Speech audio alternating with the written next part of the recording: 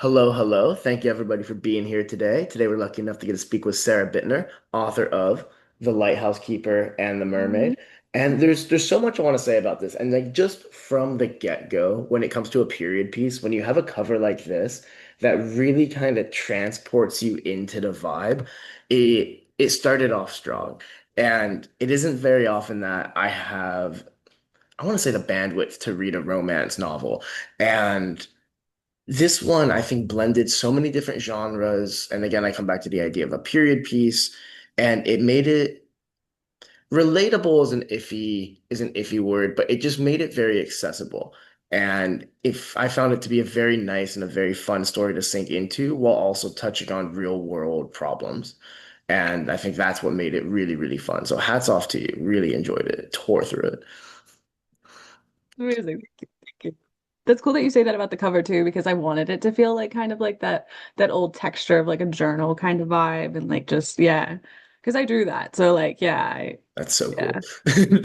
I think especially in the age of like all the AI stuff, it's really cool to see a hand-drawn cover and see the direction you can take with it and all the different variety that comes with it. Yeah. Yeah, I started to do art just to like make my books into like webcomics. And so I learned how to do art because I Oh, had really? no art background whatsoever. None, zero. And so I got into the art community. And so like I have serious respect for artists now. And just like I totally understand the AI struggle. So yeah, I'm totally anti-AI because I just Yeah. like, no, no, it's on their work. No, no, no, no, no, no, no, no. No, that's awesome. Wait, into a webcomic? I've got more questions about Yeah, that. yeah. That was my goal. Mhm, Like, for some reason, I had in my mind that like a perfect way to market books would be to make a webtoons. mhm. It's not. I learned that it's a terrible way. Yeah, It's because like, I have a big backlog, and so I always like thought that I would just need a way to market it. So like for my seventh, eighth, and ninth book, I made like a trilogy that was originally going to be webtoons. And I literally made it with the idea of making it a webcomic. So it's very like action based and everything and set in Egypt and gods and powers and all this stuff. But mhm. I didn't know how to draw. And I thought that that would just be like a minor detail. Well, I think it's one of those things where it comes to self-publishing is that you kind of even if you end up going with a cover artist, I think it's really important to at least know the bare bones of Mhm. everything that we do and Very true. every part of the process. Because this way, if you at least know what it takes to make a cover art, if you know what it takes to make cover art, even if you can't make it yourself, you know what you're paying for. That's And true. I think that makes the whole process kind of well rounded out. And it's interesting about the webtoons because there was a story, I think it's the very first story we featured, or one of the two, called Mark of Eternity. Mhm. And it was a sci-fi. And throughout the story, the author Zach just had randomly just full spread artwork inside. And he says, no, it Oh, originally that's cool. started as a comic, but then I realized that self-publishing a comic would be impossible. Like not Mhm. impossible, but it is just when it comes down to the amount of paper, or not paper, but the amount of time that gets spent, not just in the story, but also in the art, it's just, I get it. It's, Just like the drawing from panel to panel, and then you realize how many panels you need just to have like a single conversation, and you're just like, wow, that's a lot of Mhm. drawing. You really have to be like an artist that loves comic work, which I now have friends that are like that, and they're just so passionate. They do it every night. I'm like, yeah, but that's how I am about writing. Like Yeah. I'm good at writing like that, but I don't want to do comics like that. So like, yeah, Oh, it's very interesting. that's super valid. And it's cool to have the option and it's cool to be able to pivot. You started with this idea and you transitioned to this idea. And I don't know how the webtoon would have turned out, but I can say the book turned out wonderfully. Uh, Yay. Thank you. and Yeah, I've get I was gonna say the webtoons. I did it. It just does it exist? Does it exist? Is it it does something exist. is it Yeah. something on I a even started one website? for this one. Yeah, I even started one for this one. Yeah. Oh, It's on Webtoons. This one's under the same name as okay. the I so I will started I'll first. have to link that in the description below. Dang. The sorry, words. I've got a little blurb. So obviously, for those of you that watch these, Steve cannot join us. Steve has just had a baby and needs all the R&R he can get Yeah. between his 2 hours of sleep a night. So because of that, I have a little blurb from him, and it was da da da. So the lighthouse keeper in the mermaid is not the type of thing that he'd usually pick up. But what drew him in was the opening page. The stormy sea, straight off the page, straight into his imagination. The smells, the sounds, it all felt so vivid and evocative that he knew he wanted to keep reading. And whilst romance isn't exactly his go-to genre, he is still passionate and in possession of a heart. The earnest nature of the slow burn romance made for such a wonderfully soft and uplifting journey. It felt like a real warm mug of tea set against a very cold, bleak environment.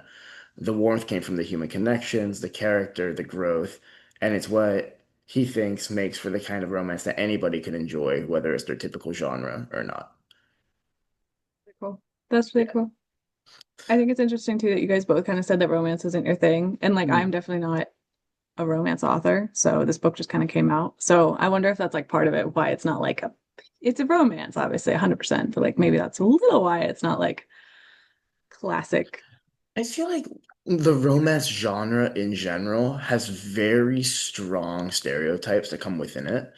And unfortunately for the reader that might not fall directly into those stereotypes or the reader that might not adore those, it makes the genre almost intimidating or almost it feels inaccessible. So when you have one that kind of breaks the mold or breaks the genre barriers or whatnot, breaks the stereotypes, I think it stands out a lot because, especially within indie, there's a lot of romance. I feel like indie and self-publishing pushes a lot of sci-fi, like epic fantasy, and romance. And then romance can start to lead into smut a little bit, start to lead in a little bit spicier. So I think that's always our kind of hesitation when we get into romance. Like we can read 100 pages in and really like it, and then it can absolutely divulge down somebody's rabbit hole, which is totally fair. But I think for us, we have to ensure that the stories we read are accessible. Um, one of the questions him and I both had is, did you grow up near a coast? I know you mentioned earlier, but did you grow up near a coast? How much of a connection do you have to the sea? Because Steve wanted to emphasize that his wife is a bona fide boat lady, and she has confirmed the accuracy of a lot of the nautical stuff. So I think it's really cool Hey. to. So is there a connection there? Um, there is definitely a connection there. So I'm very like a nature-based person. So I live Mhm. 3 hours from the ocean, but we Okay. would definitely go like every summer. And then in the winter, we would go down to Florida for like a week or two Yeah. as well. So like I grew up with just a deep love of the ocean and then like there for a little bit, one of my aunts had like a place kind of near the water. So we would go a lot. Because I remember the one summer I was there for like 6 weeks, just if I like counted all the days. I was like, yeah, just so much ocean. Mhm. So yes, sort of, but not like I lived on the coast, which I wish I had, but like no. That's But yeah, then we would usually go out like we take the family trip or whatever to some other place, like usually maybe the West Coast or maybe Maine or something, mhm. and see those beaches. So like this beach in this book is like a conglomeration of multiple different beaches in my brain. Yeah. So it kind of makes sense just because I got very lucky that my parents would take me. I'm an only child, so that Mhm. they take me on trips. So I Yeah. got lucky that I got to see a lot of places and like experience a lot of nature. And like for some reason, I just feel 100% like my soul is like connected to nature. So like all of my books, I think some have some kind of water-esque thing. They either have a river, there's lakes, so there's always something, I think. It just comes in. But yeah. No, it's As far as nautical terms, maybe I did a lot of kayaking. I was on the water a lot for mhm. that. It is funny because my aunt one time said, she's like, Sarah, you can never live like in the middle of the country. And I was like, what do you mean? She's like, you have to be near water. I Yeah. had no idea what she meant until like many, many years later. And I was like, I think she's right. I was like, I didn't realize that about myself, but I'm like such a water person. Yeah. It's one of those things where I haven't spent too much time on the East Coast. I live in Oregon, and the coast has always been an hour away. So like Hmm. having the access to it, but I don't know if you've ever been out here. Nobody Yeah. lives I on no- love like Oregon's nobody coast. nobody lives on the coast in Oregon. So it's a Hmm. very different vibe than the East Coast because you don't have these big beach cities or whatnot. Like you have these kind of sleepy coastal towns where like we call it the coast. We don't call it the beach. And we have I very much associate it with kind of the rainy, misty, foggy coastal mornings rather than Yeah. like, oh, get your swimsuit, we're going swimming because that water's It's cold. that water is so Yeah. cold. Oh my God. I was there in like August and it's still like so cold it kind of burns. Yeah, yeah. So no, that's really cool. I think it's cool to see where stories draw their connection from. And I think something as prominent as the ocean or nature in general is something that can Mhm. help relate the story to as many people as possible, to be quite honest. Yeah. It is, It, and this is more a question for myself when it comes down to it. Does a lot of research go into something like this? Because this was like, again, you opened, I'm gonna forgive me, it's been a minute since I've read this. yeah. But you open with the author's note saying that the book takes place in the 1800s, and like we're talking about the Lord, the good book, and although the story isn't religious, we're taking all that into consideration. So there had to have been some Yeah. research that went into it. So I grew up at going to a Christian school, Mm, and you every week you had chapel, and every week you had like every single day you had Bible study and that kind of stuff. So there is like I have so many verses and stuff memorized.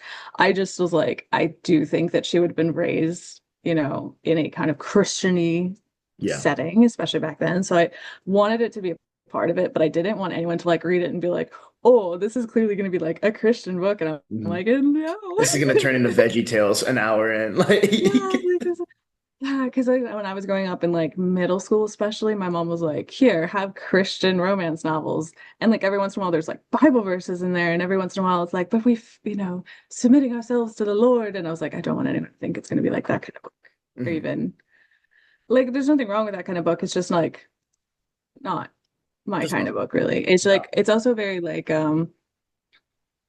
I don't know, it's very formulaic and it's very like not censored, but I don't know what the right word is.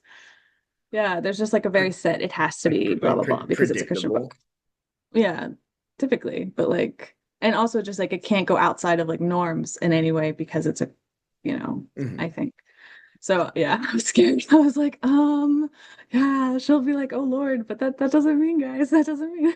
No, and I think, a little warning like that goes a really long way because I know myself well enough that like if I get as someone who's not religious, as I like if I get a story submission and it opens like that, I feel a little bit better because otherwise I could read 60 pages in and then it can go off a turn. I'll be like, don't know, Hmm. because at the end of the day, at least for us, we want our stories to be accessible to all. And by all means, Hmm. if that's your calling, that's your calling. Like I have the utmost respect for that. But you know, we have a choice to make here, and we want to make sure that regardless of your background or where you see yourself Exactly. going, you still enjoy a story for a story. Exactly. And I think like also that was in my mind was another thing. Like somebody actually one time came up to me because my other series that I published before this was an Egyptian one, and it's all about gods, right? Mm. All the Egyptian gods. And I There's a had lot someone of say them. to me, she's like, I think you capitalized God once, and da da da da da. And they actually were like upset about it to me. And I was just like, I think it's the start of a sentence. So it's just, yeah, I'm not Yeah, a, you can't win them all, as I've you learned, can't as win them we've all learned, you can't all. win them all. Um, Yeah.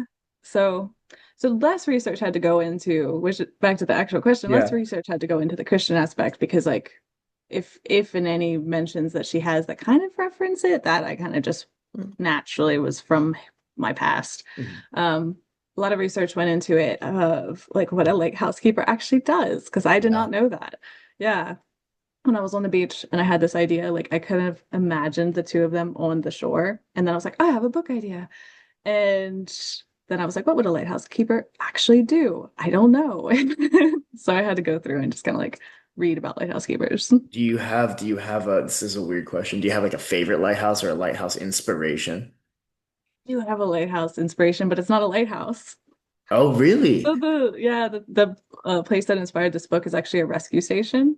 So Okay. it's just a house. Yeah. Yeah, it's just a little house. And like the people would have just stayed there. And there was like a bunch of them down the coastline. And like apparently after a storm, each like rescue house person would just kind of like tour the beach in either direction, make sure nobody was there.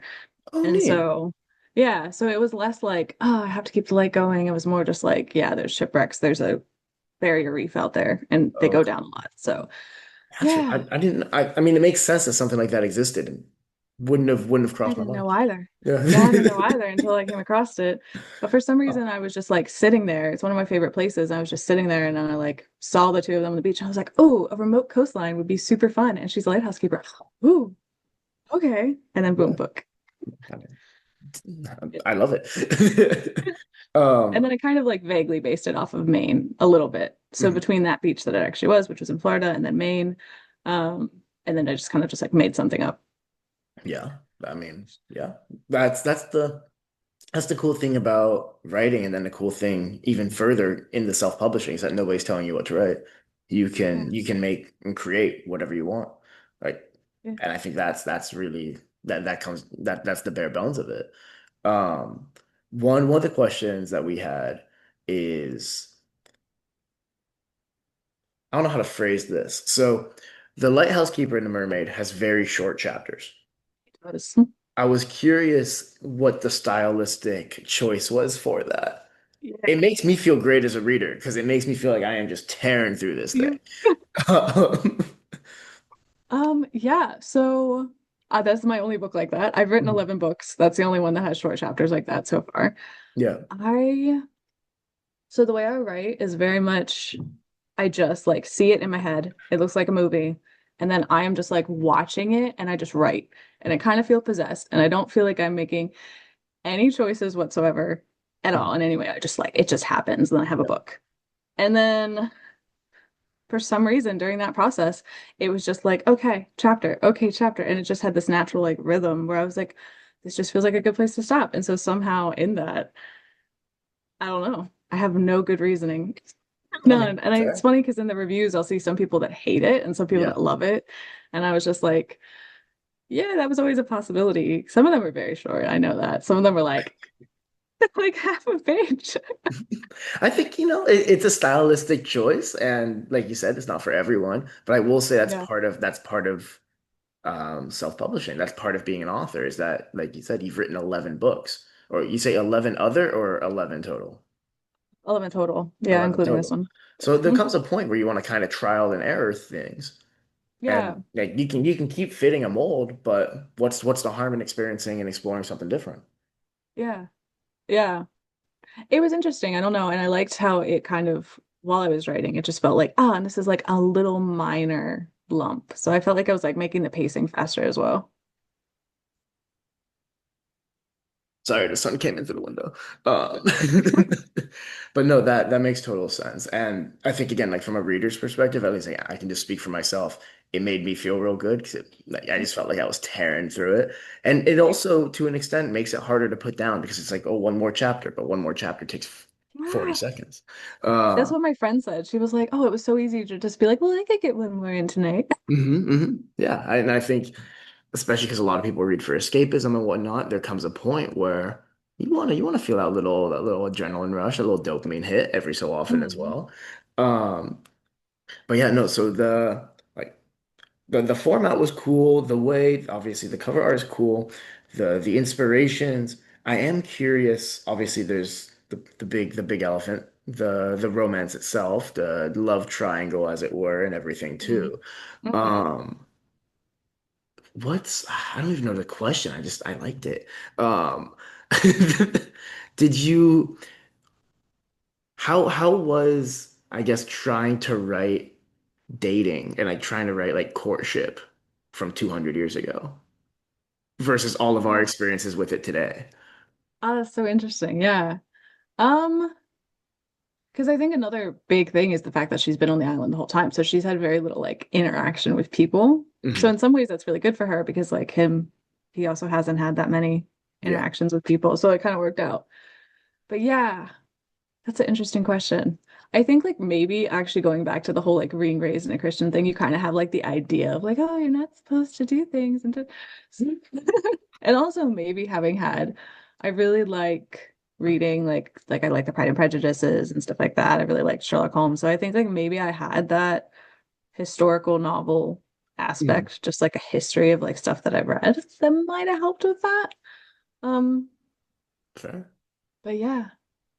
Weirdly enough, it does come into that just like seeing the story in my head and just like the way that she as a character is just been so alone and like doesn't have the interactions that it's just, I don't know. I like writing because I get to like watch the movie. So like in some ways I Yeah. experience the story like kind of like the reader does, that I'm just like, oh wow, okay, cool. Like I don't necessarily ever feel like I'm writing it. It's just a weird sensation where I feel like when I'm done, like, that felt good. And then like, yeah. Because like when I don't, can we do spoilers? Or is this Yeah, I like mean, not supposed to be spoiling? if you've made it 20 minutes into the interview and you haven't read the Okay. book, I would say Yeah, go yeah, back and yeah. read the book. Like Because like when I was like the gunshot going off, I was even like, oh, because I didn't expect it. Because I was just, I don't know. It you're just feels like tight. I'm watching something. Yeah. So for me, I was just like, oh my God, well, that's crazy. But I think that's the thing is that when it like obviously the gunshot there were harrowing moments within kind of the general context of the story, but I think a lot of times when we think of romance and whatnot, um, there's a level of intensity and there's a level of disaster that takes place and whatnot. There's always going to be that kind of climax in the story, as it were. Mm, mm. Um, but I don't know. I had a feeling throughout that I was like, she's gonna take care of us. Like everything at the end of the day is gonna be, it's gonna work out. It's gonna work out. He didn't die. It's okay. Um, Yeah. but Yeah, no, I wanted this one to actually be like a romance, and like it's funny because I haven't published any of the tragedies yet, but I've written like a 50-50 of tragedy to happy ending kind of books mhm. because I kind of want people to be on the edge of their seats that they don't know. But like I Well, know with romance you expect it to have the happy ending it's supposed to well, I fit the mean, genre.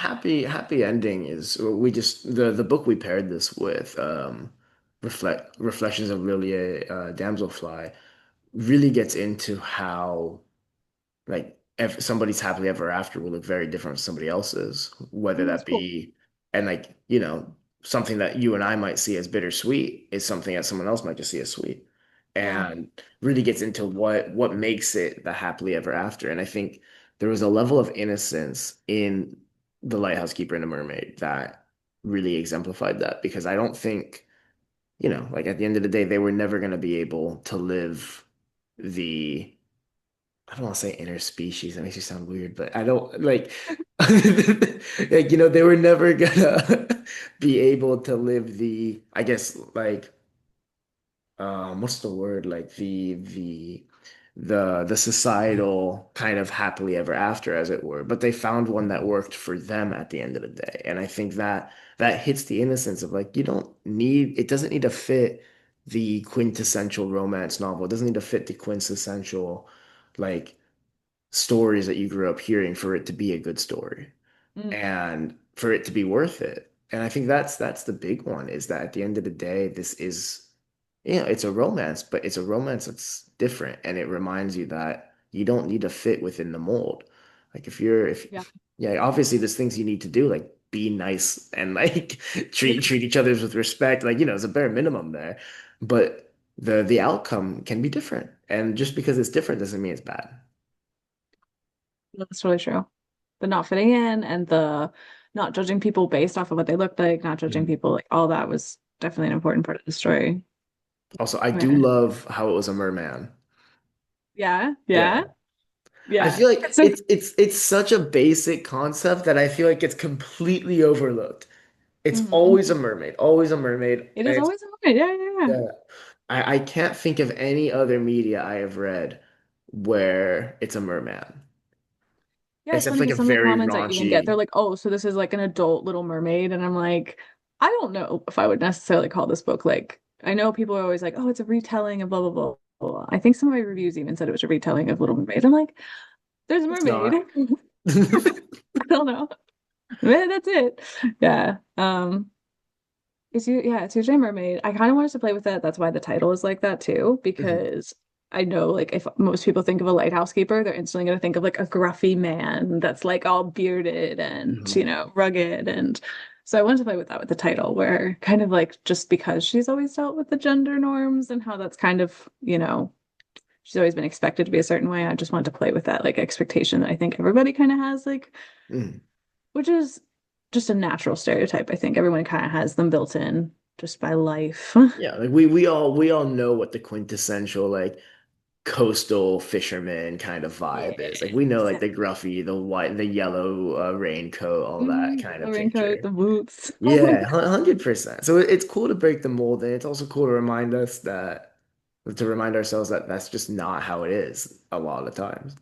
Yeah, And yeah, I think there was a lot of, and it was just all done in an accessible way, which is what really stands out. Is we can all relate. Oh, I don't know, we can't all relate, but I think a lot of us can relate to being on the coast and wandering along the coast, like going to the beach or whatnot.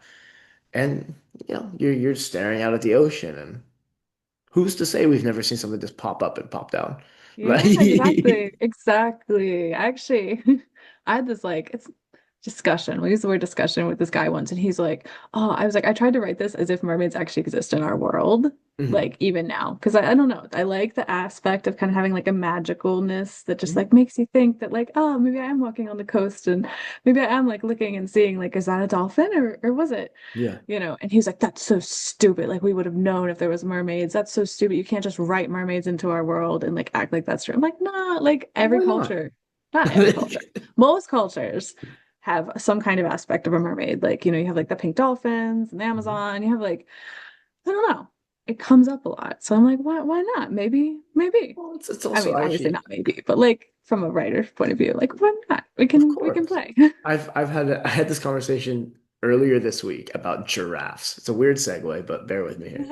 Where like we don't know what's out there. Like if you grew up 300 years ago and you've never left your little environment or whatnot, Exactly. what would be more believable to you? A horse with a horn?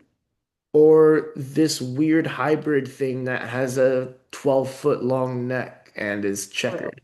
Like we don't know what's normal until you experience something different. And especially when it takes place in an environment like this in the 1800s, like it makes total sense why these lores and things exist because they real. didn't have they didn't have the knowledge to back it up. So then that's where the stories come from and everything. It makes total sense.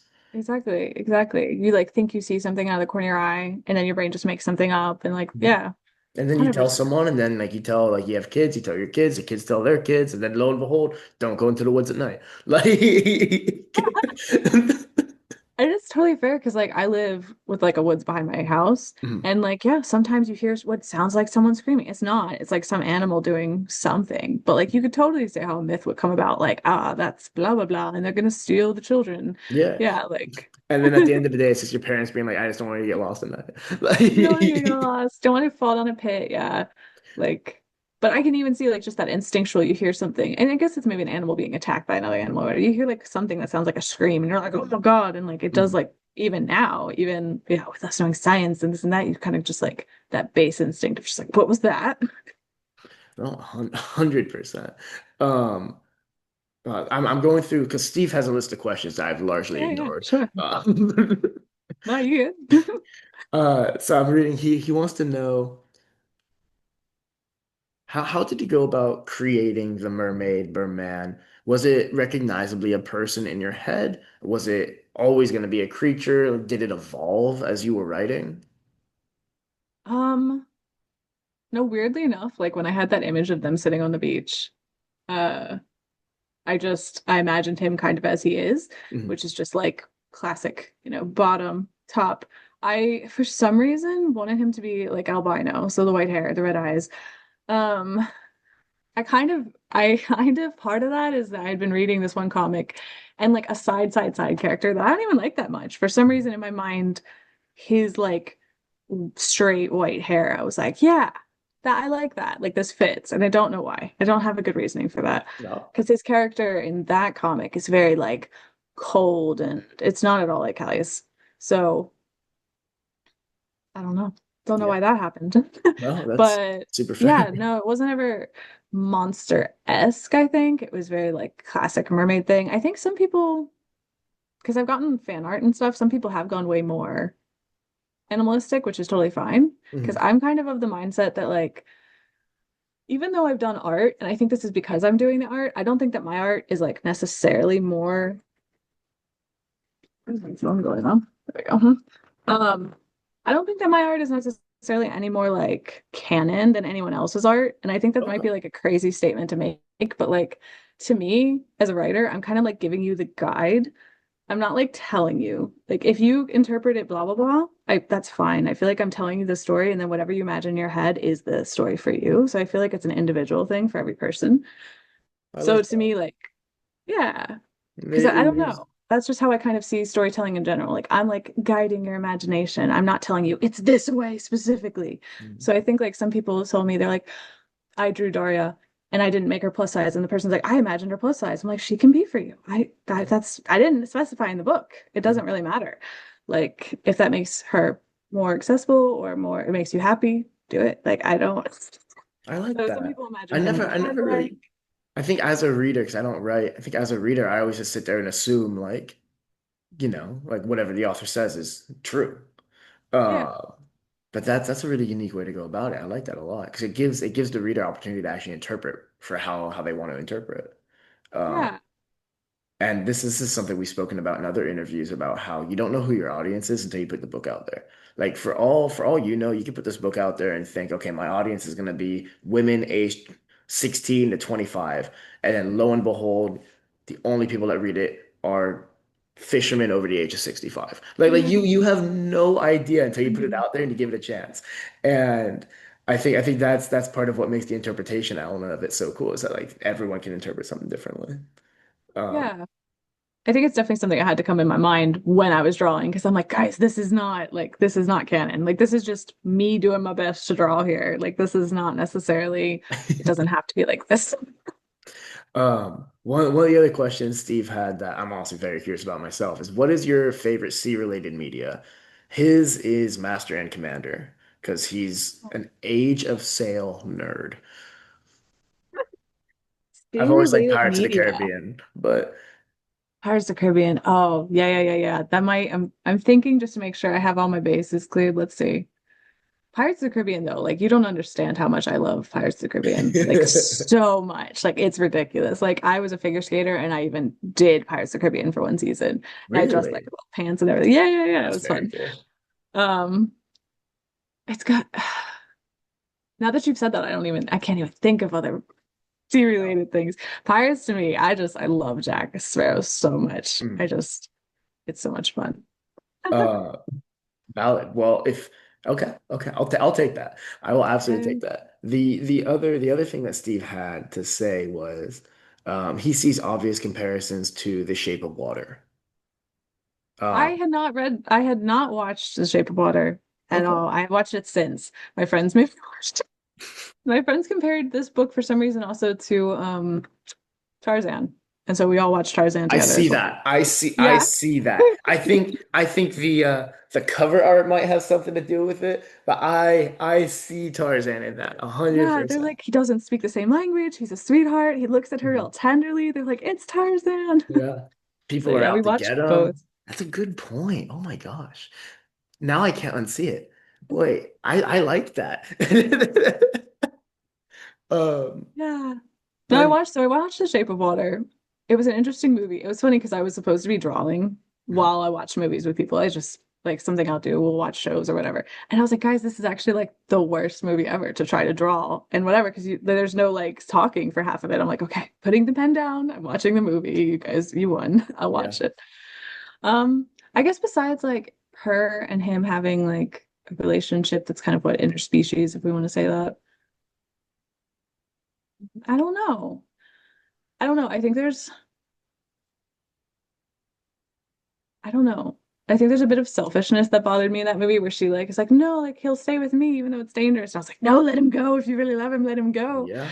I don't know. So like maybe just an interspecies, but I'm not sure And that's also fully. like us as people, and then also like the creative side of the author perspective, trying to balance tropes and trying to balance like what you think is right versus this and that, because it comes down to different interpretations. I hate to be the bearer of bad news. The little Zoom timer has come up, and we have 3 minutes left. Okay, I didn't know he had a Yeah, deadline. Yeah. it's got its pros and cons, but it locks us in at 40 minutes, like 35 Okay. minutes, which makes it good because otherwise you'd get like it would end up going. Yeah. We just talk. So one of the questions I really wanted to ask is that for people who liked The Lighthouse Keeper and The Mermaid, what would you recommend of yours that they read next? So I have a book. So I have one trilogy out that's completed, and Mhm. it's an Egyptian trilogy. There is a slow burn romance between a prince and a thief. She's a woman, the thief. Mhm. So I guess like right now that's all I have out. I definitely have one that I've been working on that's much more of a romance. It's like a country western one, Ooh, which I love a yeah, Western. I again, love a 1800s, country Western. western. Um, bandits, and he's a bandit, and yeah, just that one maybe when it comes out. And then I have one coming out in January. So that would be Oh. lovely if people. That one is actually the fifth book I'd ever written. So I'm going back in time. I'm doing backlog. It's none of them right now are just like this book though. This is such a sweet romance. It's so Mhm. like cute. And like these other Yeah. ones are more fighting plot driven, more like so this other one, she's blackmailed into assassinating the royal family of like the enemy nation. Ooh. And when she gets betrayed, she decides to save the prince. And she wants her ultimate revenge on the person who betrayed her. So she's like, I'm going to not just kill you, I'm going to ruin your entire legacy. I'm going to take the country back. So she joins with the prince to Okay. try to take the country back with the idea that she's like, okay, this probably isn't enough for him. Like his culture dictates that I killed his family. He has to kill me. So she's like, if you help me, I'll help you. I'll get you your country back, and you can kill me when we're done because like I have nothing to live for.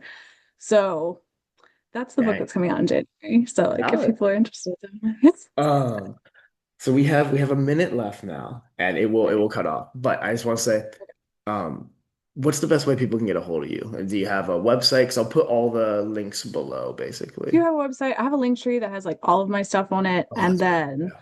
yeah, so there's the Instagram. Like if anyone ever wants to message me or whatever, Instagram's always the best way to Mhm. just get a hold of me. And then I technically have a website, but it's one of those things that I need to update it and Um, yeah. yeah, I get it. I'll put the link tree. Like I've used the link tree to contact you. Okay. But thank you so much for joining. Yeah, thanks This for is having oh me. God, I love these.